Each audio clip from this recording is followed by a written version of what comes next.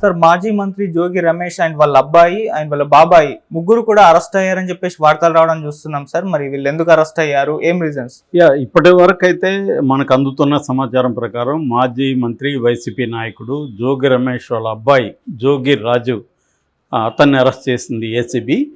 వాళ్ళ బాబాయ్ వెంకటేశ్వరరావు ఆయన్ని కూడా అరెస్ట్ చేసే అవకాశం ఉందని చెప్తున్నారు. అట్లాగే ఈరోజు ఈవినింగ్ లోపల జోగి రమేష్ను కూడా అరెస్ట్ చేస్తారు. అయితే ఈ రెండు వేరువేరు కేసులు. ఫస్ట్ కేసు మనం చెప్పుకోవాలంటే ఇది జోగి రాజు వీళ్ళ అబ్బాయిని ఎందుకు అరెస్ట్ చేశారంటే 2005 నుంచి కూడా మనకి అగ్రిగోల్డ్ కంపెనీకి సంబంధించిన మోసాలు బయటపడ్డాయి. అంటే డిపాజిటర్ల దగ్గర నుంచి డబ్బులు పెద్ద ఎత్తున కలెక్ట్ చేసి కోట్లాది రూపాయలు వాళ్ళకి ఇస్తానన్న ల్యాండ్ చెట్లు అవి ఇవ్వలేకపోవడం, ఇది ఒక కుంభకోణం 2015లో చంద్రబాబు ప్రభుత్వంలో అది బయటకు వచ్చింది. అప్పటి నుంచి అది నలుగుతూ ఉంది. దాని తర్వాత సిఐడిని దాని మీద ఎంక్వైరీకి ఆదేశించారు. సిఐడి ఏం చేస్తుందంటే అగ్రిగోల్డ్కి సంబంధించిన ఆస్తుల్ని అటాచ్ చేసి కొంతవరకు అగ్రిగోల్డ్ బాధితులు కొంత ఇచ్చారు, ఇంకా ఇవ్వాల్సింది ఉంది. సో ఈ ప్రాసెస్ నడుస్తుంది సిఐడిది. సో ఇప్పుడు ప్రజెంట్ జోగి రాజీవ్ని ఎందుకు అరెస్ట్ చేశారంటే ఈ కేసులో ఈ అగ్రిగోల్డ్ వ్యవస్థాపకుడు అవ్వ రామారావు ఆయన పేరు, ఆయన వాళ్ళ నాన్న పేరుతో కొంత ల్యాండ్స్ని రిజిస్టర్ చేశాడు అప్పారావు పేరుతో. ఇది విజయవాడ రూరల్ మండలంలో అంబాపురంలో సర్వే నెంబర్ 87లో 3000 గజాల ల్యాండ్ ఉంది. ఆ ల్యాండ్ ఆల్రెడీ అటాచ్ అయ్యింది సిఐడికి. కానీ ఆ ల్యాండ్ని రెవెన్యూ అధికారులు తర్వాత ల్యాండ్ రిజిస్ట్రార్లు వీళ్ళ ద్వారా మేనేజ్ చేసుకొని ఈ అబ్బాయి తను కొన్నట్టుగా ఈ తన పేరు మీద రాసుకున్నాడు. ఎవరు? ఈ రాజు. సో ఇది అలిగేషన్ అనమాట. దీని మీద ఏసీబీ ఎంక్వైరీ మొదలైంది. ఇందులో మొత్తం 9 మందిని చేర్చారు. అందులో A1గా రాజీవ్ ఉన్నాడు, A2గా వెంకటేశ్వరరావు, జోగి రమేష్ వాళ్ళ బాబాయ్ వెంకటేశ్వరరావు ఉన్నారు. మిగతా 7 మంది తహసీల్దార్లు, తర్వాత రెవెన్యూ డిపార్ట్మెంట్లో అధికారులు, తర్వాత ల్యాండ్ రిజిస్ట్రార్స్, వీళ్ళందరూ అధికారులు ఉన్నారు. వాళ్ళందరినీ కూడా 7 మందిని సస్పెండ్ చేశారు ఇప్పటి వరకు. సో ఇది ఇప్పుడు మూవ్ అయినట్టుగా కనిపిస్తుంది. ఇది వాళ్ళు చెబుతున్న అలిగేషన్స్. ఇక జోగి రమేష్ని అరెస్ట్ చేసే అవకాశం ఈ కేసులో లేదు, ఎందుకంటే తన పేరు ఈ కేసులో లేదు. అయితే తన పేరు దేంట్లో ఉందంటే గతంలో వైసీపీ అధికారులు ఉన్నప్పుడు జోగి రమేష్ చంద్రబాబు కరకట్ట ఇంటి మీద దాడికి వెళ్ళాడు అన్న ఒక కేసు ఉంది. ఆ కేసులో విచారణకి ఈరోజు పోలీసులు పిలిచారు. బట్ నిన్న పిలిచారు యాక్చువల్గా. నిన్న ఆయన నాకు ఆరోగ్యం బాగాలేదని నిన్న వెళ్ళలేదు, ఈరోజు వెళ్ళే అవకాశాలు ఉన్నాయని చెప్తున్నారు. ఆ కేసులో ఆయన అరెస్ట్ చేస్తారు. సో ఈరోజు మార్నింగ్ 5 గంటల నుంచే జోగి రమేష్ ఇంట్లో దాదాపు 15 మంది ఏసీబీ అధికారులు మొత్తం ఆ ఇంటిని తమ స్వాధీనం చేసుకొని కంప్లీట్ డాక్యుమెంట్స్ని వాళ్ళు తీసుకున్నట్టుగా తెలుస్తుంది, పరిశీలిస్తున్నట్టుగా. ఎందుకంటే అగ్రిగోల్డ్కి సంబంధించి ఈ 3000 గజాలు కాకుండా ఇంకా ఏమన్నా తీసుకున్నారా, వీళ్ళ పేరుతో రాసుకున్నారా అనేది. బేసిక్గా నేను చాలాసార్లు చెప్పాను, బేసిక్గా ఏంటంటే ఏ ప్రభుత్వం ఉన్నా ల్యాండ్ అనేది ఒక పెద్ద కుంభకోణానికి సోర్స్ అనమాట, స్కామ్. ఎందుకంటే ల్యాండ్ మీద ప్రెజర్ బాగా పెరిగింది, ల్యాండ్ వాల్యూస్ బాగా పెరిగినాయి, అర్బనైజేషన్ మనకి పెరిగింది. దీనివల్ల ఎవరు వచ్చినా కూడా ల్యాండ్ సంబంధించిన రూల్స్ కూడా ఎలాగ ఉంటాయంటే నేను ఒక ల్యాండ్ పంచాయతీకి వెళ్ళాను. అది ఏంటంటే వాళ్ళు చాలా సీనియర్స్, వాళ్ళకి సాఫ్ట్వేర్ ఇండస్ట్రీలో చాలా నాలెడ్జబుల్ పర్సన్స్, అలాంటి వాళ్ళు ఒక చీటర్ దగ్గర మోసపోయారు. సో వీళ్ళ పేరుతో అన్నీ ఉన్నాయి, మళ్ళీ పాస్బుక్లు ఉన్నాయి, అన్నీ ఉన్నాయి, అయినా కూడా అతను రాసుకోగలిగాడు తన పేరుతో. అంటే ఇవి ఈజీగా చేయొచ్చు ల్యాండ్ విషయాల్లో. అందుకని ఏంటంటే ఇది గందరగోళంగా ఉంటుంది. కాబట్టి ఈ గందరగోళాన్ని చేయడానికి ల్యాండ్ టైటిలింగ్ యాక్ట్ అనేది సెంట్రల్ గవర్నమెంట్ రికమెండ్ చేసింది. కానీ అది జగన్ అమలు చేయడానికి ట్రై చేసే వల్ల దాన్ని వీళ్ళు ఉపయోగించుకొని ఇది చేశారు. దాంట్లో కూడా అనేక అవకతవకలు జరిగాయని ఆరోపణలు అయితే ఉన్నాయి. ఇక్కడ మనం చూసాం ధరణి, ఇది కూడా కేసీఆర్ ఓడిపోవడానికి వన్ ఆఫ్ ద రీజన్స్ అనమాట. ఇలాగా అనేక ఇది మన ఒక ఆంధ్రప్రదేశ్లోనూ తెలంగాణలో కాదు, దేశవ్యాప్తంగా ఇదే ప్రాబ్లం. అందుకని బీజేపీ ప్రభుత్వం ఈ ల్యాండ్ని రెగ్యులర్ చేయడానికి మెల్లమెల్లగా బిల్లులు తీసుకొచ్చి స్టేట్ సబ్జెక్ట్ నుంచి ల్యాండ్స్ని సెంట్రల్ సబ్జెక్ట్ చేసి దీని ఒక ఆర్గనైజర్గా చేద్దాం అనేది బీజేపీ ట్రై చేసింది, కానీ అది సాధ్యం కాలేదు. ఎందుకంటే దాంట్లో కూడా అనేక అవకతవకలు ఉన్నాయి.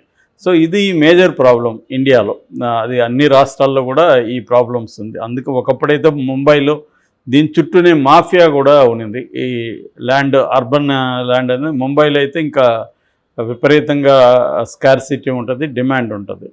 సో ఈ యాంగిల్లో చూసుకున్నప్పుడు ఏ గవర్నమెంట్ ఉన్నా అంతకుముందు పనిచేసిన వాళ్ళు ఖచ్చితంగా కుంభకోణాలకి, ల్యాండ్ అక్రమాలకి పాల్పడి ఉంటారు, డౌట్ ఏం లేదు. ఎందుకంటే నేచురల్. ఇప్పుడు ఎవడు సచ్చిరుడు కాడని మనం ఎందుకు చెప్పచ్చు? వాళ్ళు ఎలక్షన్లో ఎంత డబ్బులు ఖర్చు పెడుతున్నారో చూస్తే తెలిసిపోతుంది మనకు. సో ఇప్పుడు చంద్రబాబు నిలబెట్టిన ఎమ్మెల్యేలు, గెలిచిన ఎమ్మెల్యేలు ఎంత ఖర్చు పెట్టారో మనకు తెలిసిపోతుంది. సో వాళ్ళు ఎక్కడి నుంచి సంపాదించాలి? గతంలో జగన్ అంతే, జగన్కి సంబంధించిన ఎమ్మెల్యేలు, ఎంపీలు ఖర్చు పెట్టలేదా? సో వీళ్ళు రేపు అధికారంలోకి వచ్చినాక ఏం చేయాలి? వీళ్ళు ఫస్ట్ తాము పెట్టిన 50 కోట్లు 100 కోట్లు వెనక్కి లాగాలి. ఎక్కడి నుంచి లాగాలి? సో ల్యాండ్ కుంభకోణాలు, ఇసుక కుంభకోణం, మద్యం కుంభకోణం, ఏముంటే అవి ఇంకా లాగేయాలి మ్యాక్సిమం వాళ్ళ పరిధిలో. సో అందుకనే ఇప్పుడు ఇసుక కుంభకోణాన్ని గురించి ఈవెన్ ఆంధ్రజ్యోతి, ఈనాళ్ళే రాస్తున్నాయంటే ఏ స్థాయిలో అక్రమాలు జరుగుతున్నాయి. నిన్న కొల్లి రవీంద్ర ఆయనే ఓపెన్గా మాట్లాడాడు.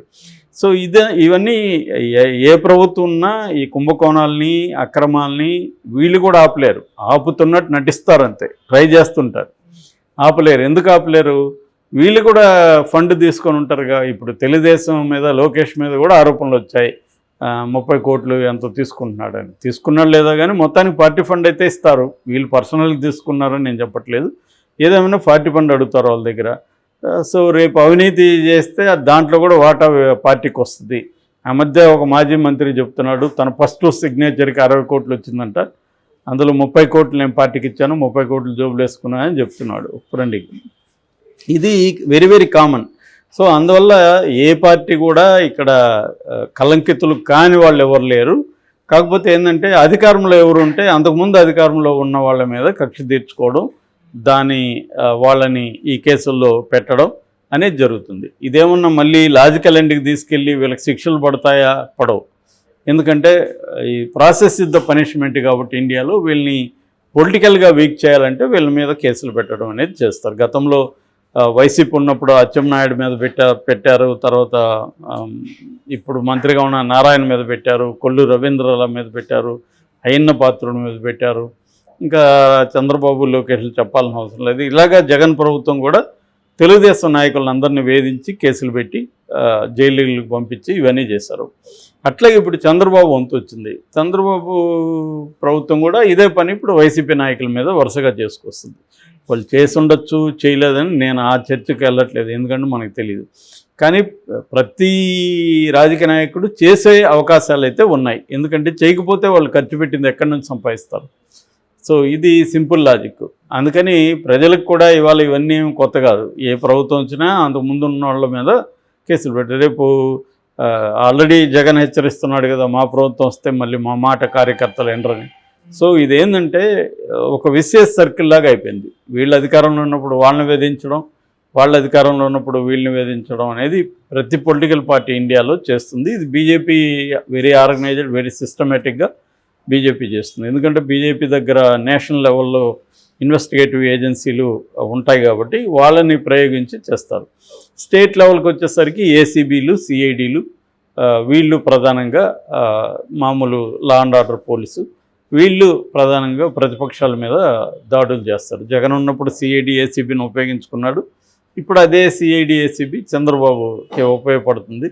చంద్రబాబు గతంలో ఉన్న సిఐడి ఆఫీసర్ల మీద కేసులు ఉన్నాయి, మిగతా ఆఫీసర్ల మీద, పోలీస్ ఆఫీసర్ల మీద కేసులు ఉన్నాయి. రెవెన్యూ డిపార్ట్మెంట్ మనం కూడా మాట్లాడుకున్నాం, దాదాపు 57 మందికి పోస్టింగ్లే ఇవ్వలేదు. సో అంటే ఆ గత ప్రభుత్వానికి హెల్ప్ చేసిన అధికారుల మీద రివెంజ్ తీర్చుకోవడం, వాళ్ళ మీద కేసులు పెట్టడం, వాళ్ళకి పోస్టింగ్లు ఇవ్వకపోవడం, ఇచ్చిన అప్రధానమైన శాఖలు ఇవ్వడం, అట్లాగే ఆ ప్రభుత్వంలో యాక్టివ్గా ఉండి తమ మీద బాగా యాక్టివ్గా పనిచేసిన వాళ్ళ మీద అంతా కేసులు పెట్టి ఇది చేయడం. ఇది ఈ ప్రాసెస్. ఇప్పుడు వైసీపీ వంతు.